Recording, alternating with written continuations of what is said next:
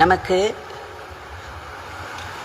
ஒரு பெரிய நிலையில் உள்ள குரு பார்க்க கிடைப்பது எத்தனையோ ஜென்மங்களில் புண்ணியம் செய்திருந்தால் மட்டுமே சாத்தியம்.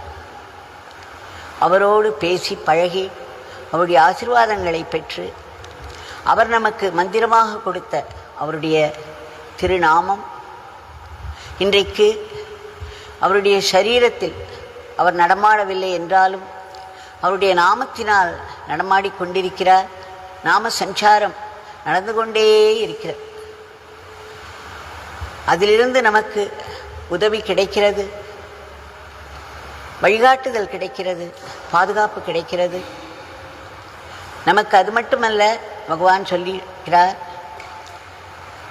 நாமத்தை சொல்லும் பொழுது நாமி நம் கூடவே இருக்கிறார் என்று. ஒரு வார்த்தையும் அதனுடைய அர்த்தத்தையும்